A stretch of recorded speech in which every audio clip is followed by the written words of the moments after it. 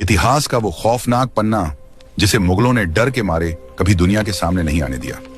बात 1671 के सराय घाट महायुद्ध से ठीक पहले की है। दिल्ली के तख्त पर बैठे औरंगजेब ने अपने सेनापति राम सिंह को 71,000 सैनिकों की एक विशाल और अजेय फौज के साथ असम को कुचलने के लिए भेजा।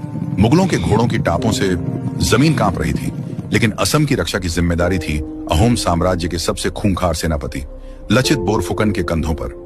लचित जानते थे कि मुगलों की घुड़सवार सेना जमीन पर अजेय है, लेकिन पानी में वो बहुत कमजोर है। इसलिए लचित ने तैयार किया इतिहास का सबसे खतरनाक जाल, एक ऐसा डेथ ट्रैप जो मुगलों ने कभी सोचा भी नहीं था।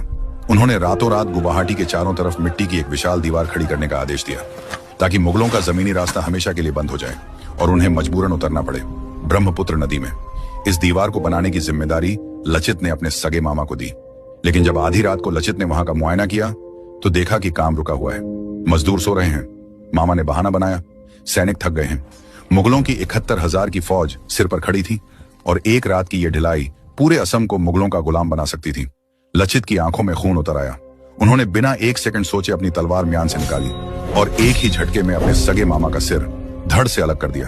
खून से सनी तलवार लेकर लचित ने वो शब्द बोले जो आज भी इतिहास में गूंजते हैं, देशोत्कोई मोमाई डांगोर नो होए, यानी मेरे देश से बड़ा मेरा मामा भी नहीं हो सकता। अपने सेनापति का यह रौद्र रूप देखकर सैनिकों की रूह कांप गई और रातों रात वो नामुमकिन दीवार खड़ी हो गई।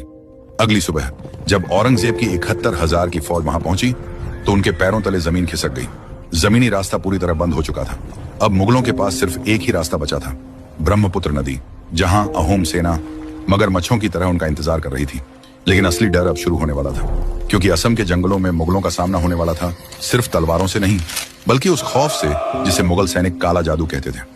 आखिर क्या हुआ जब मुगल सेना ब्रह्मपुत्र के गहरे पानी में उतरी और कैसे असम के जंगल मुगलों के लिए एक डरावना सपना बन गए?